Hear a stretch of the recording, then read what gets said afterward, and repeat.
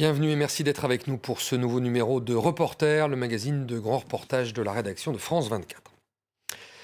Après avoir traversé des déserts, des fleuves et la Méditerranée au péril de leur vie, les migrants en quête d'Europe butent souvent sur un dernier obstacle géographique, les Alpes. C'est là, en altitude, sous des mètres de neige, il n'a jamais autant neigé depuis 30 ans, que passe la frontière entre l'Italie et la France. L'an dernier, près de 2000 d'entre eux ont tenté de traverser les cols dans ces conditions extrêmes. Mal équipés, nombreux sont ceux qui ont dû être hospitalisés et parfois amputés de leurs doigts gelés.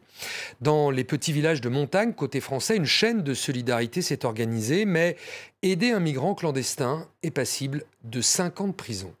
Migrants à l'épreuve des Alpes, c'est un reportage de Natalia Mendoza et Hugo Van Hoffel pour France 24.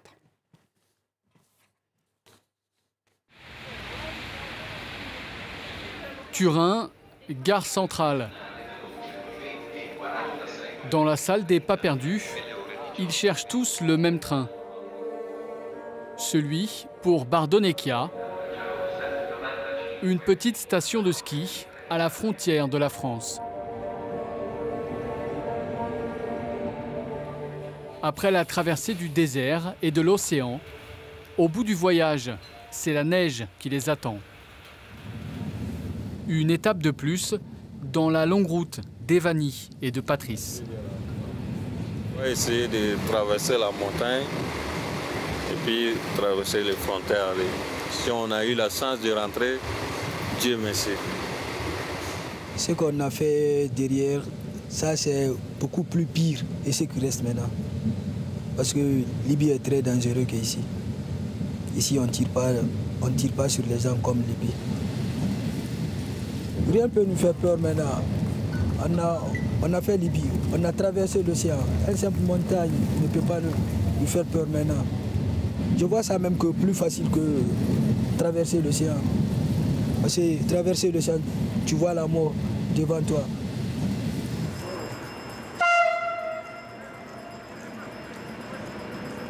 À l'arrivée, il neige à gros flocons.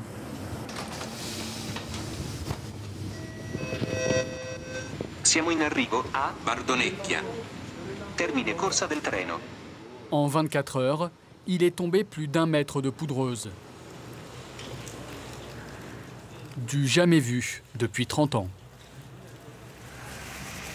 Ce soir, le passage est compromis pour les deux hommes. L'Eldorado attendra encore un peu. Depuis la fermeture de la frontière de Nice-Vintimille, le curseur de l'exil s'est déplacé dans les Alpes. Ici, à Bardonecchia. C'est par ces cols, au pied de la ville, qu'Evani et Patrice comptent passer en France, à plus de 1700 mètres d'altitude. L'année dernière, ils sont 1600 à avoir franchi cette route des glaces. Plus de la moitié étaient mineurs. À quelques kilomètres, côté français, le petit village de Nevache, 300 habitants, est en première ligne. Bruno Jonard est un pisteur de 40 ans. Aujourd'hui, il va ravitailler le seul refuge de montagne sur la route des migrants. Voilà. Là, on va prendre des couvertures qu'on va monter à la cabane au col de l'Échelle. Parce qu'il y a toujours besoin de couverture. Il y a des bottes de neige qu'on donnait des gens aussi.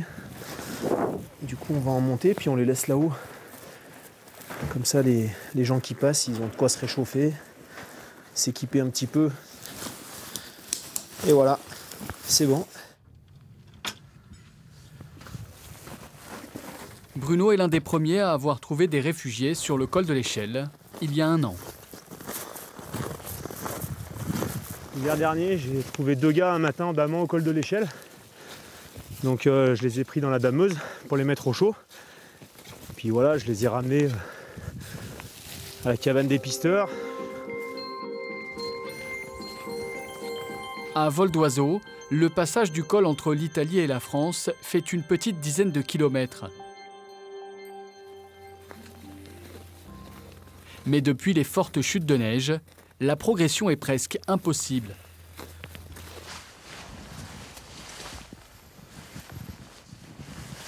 t'es pas équipé. Voilà, et là chaque pas, ben, je peux te garantir que c'est une dépense d'énergie assez incroyable. Donc si tu es en basket et en jean, eh ben, je te laisse imaginer un petit peu. Donc du coup on en a retrouvé, il y en a qui ont été retrouvés sans chaussures, parce que là la neige compacte comme ça a vachement de force, tu vois, ça tire sur les pieds. Du coup en basket, ben, les mecs ils perdent leurs chaussures, quoi. Dans ces conditions, les avalanches sont fréquentes. Régulièrement, le piège de la neige se referme sur ceux qui traversent. Depuis cet été, 300 migrants ont été soignés dans les hôpitaux de la région. C'est de la folie ici. Là, il est dans un couloir d'avalanche. Il y a quelques jours, un Guinéen de 22 ans, coincé pieds nus dans la neige, a été sauvé de justesse par les gendarmes.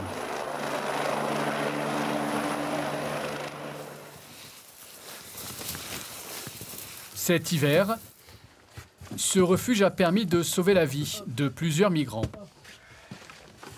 Quand ils trouvent une cabane, ils essayent de venir se reposer un petit peu. Des fois, ils arrivent à finir passer la nuit ici. Moi, j'en ai déjà retrouvé qui avait fait un feu par terre. Ouais, du coup, ça fait un petit moment, je pense que personne n'est passé là. Parce que, vu les conditions, heureusement d'ailleurs. Voilà. Depuis les chutes de neige, les migrants empruntent une nouvelle route qui les mène à la ville frontalière de Montgenèvre, à 1 heure de Bardonecchia. La nuit, un service de maraude a été mis en place dans la vallée. Car c'est à ce moment-là que les passages sont les plus nombreux.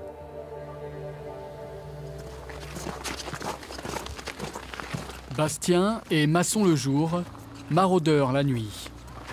C'est moi qui dois venir te chercher là. Tu es où? D'accord. Eh ben bougez pas, attendez-nous, on arrive là dans 20 minutes. Avec son collègue Yves, ils sont bénévoles à l'association Tous Migrants.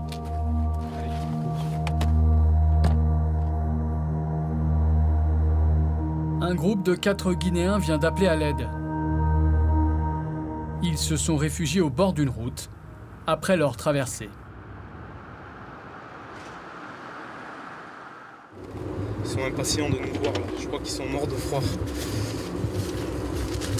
On arrive à Montgenèvre, au village, à la station de ski de Montgenèvre, qui fait en même temps le col, le lieu de passage.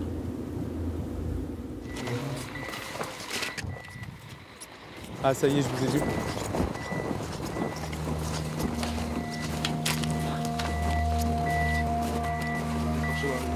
Viens, sors vite de la lumière mon ami.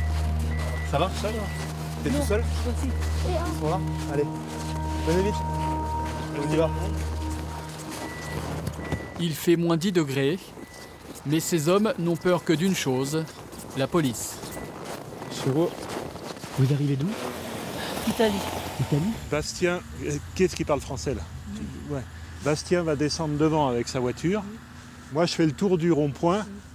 Et je vous... La police est à côté. Hein? Voici la police. Voilà, le poste de police est là-bas. Voici, il est en train de faire contrôle. Quoi? Regarde. Là-bas, là? Oui. Oui, bah allez hop. Okay. Par devant, Bastien. Vous venez dans ma voiture.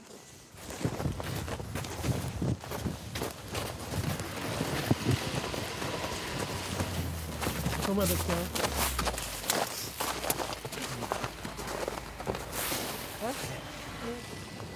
Combien de temps vous avez marché? Depuis la journée. Toute la journée? Si. C'est bon. Allez, restez là. Okay. Un peu ici, un de l'autre côté. Un de l'autre côté. De l'autre côté. Là-bas. viens par là. Allez, ça va faire? En aidant ces hommes, C'est bon? Bastien et Yves sont passibles de 5 ans de prison pour aide à l'immigration illégale. Nous, on devient le lièvre, c'est ça? On devient le lièvre. On part devant. Et on appelle si on voit quelqu'un. Ouf.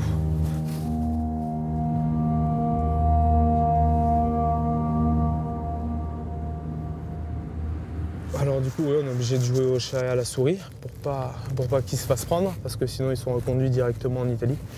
Du coup, il faut éviter la police un maximum.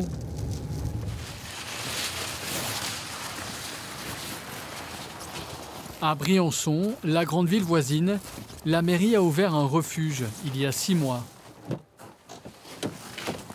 De quoi apporter les premiers soins aux réfugiés. Allez, venez, on va se mettre au chaud. Venez, c'est là. Viens.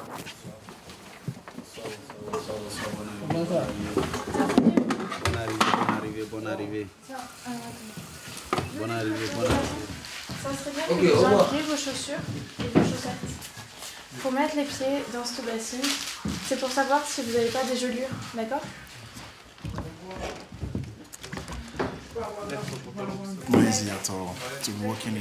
C'était vraiment difficile. Avec cette neige, on n'arrêtait pas de tomber, de se relever. C'était compliqué.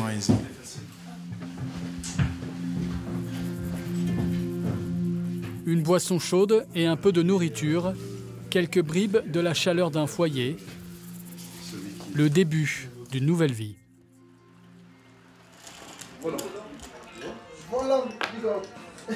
Au total, une vingtaine de migrants cohabitent dans le refuge. Paty est malien.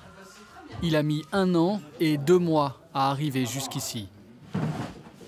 Dans ce long périple, c'est la première fois qu'on lui ouvre les bras. Ok, sincèrement dit, les Français, on a dit merci beaucoup. Surtout les bénévolats de Briançon.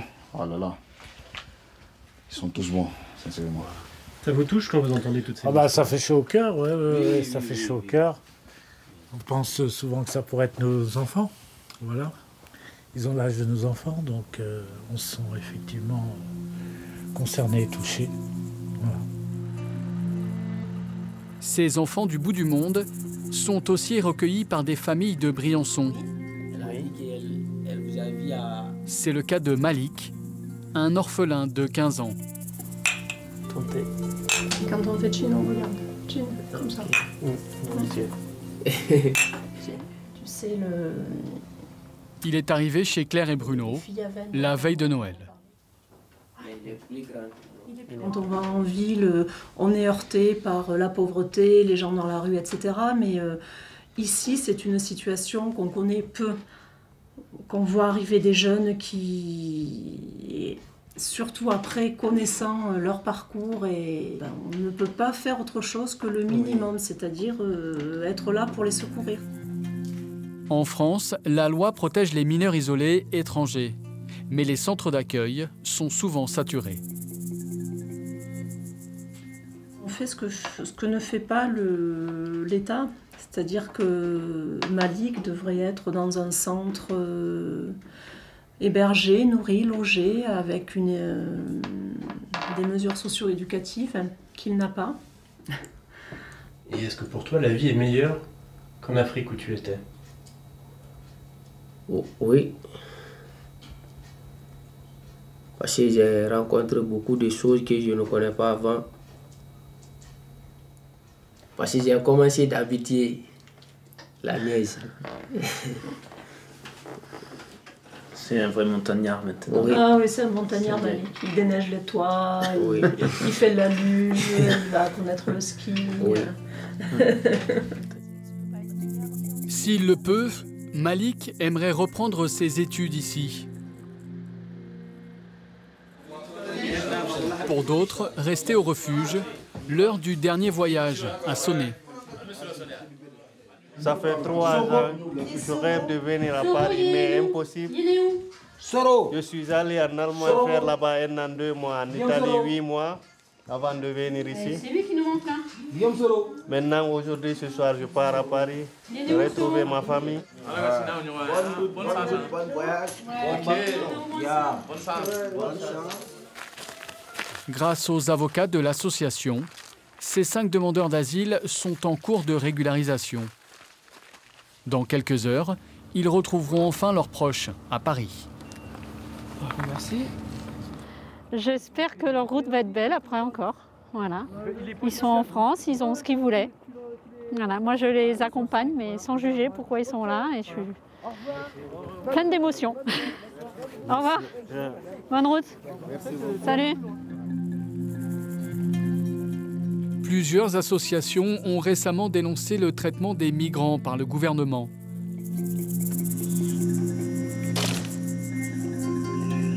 Dans quelques jours, un nouveau projet de loi sur l'immigration doit être proposé. Il prévoit d'accélérer le traitement des demandes d'asile, mais aussi d'augmenter le nombre d'expulsions.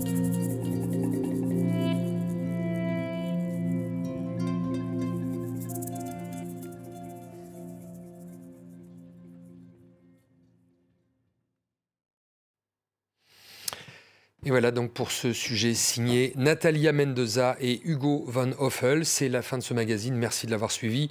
On se retrouve la semaine prochaine pour un nouveau numéro de Reporter sur France 24.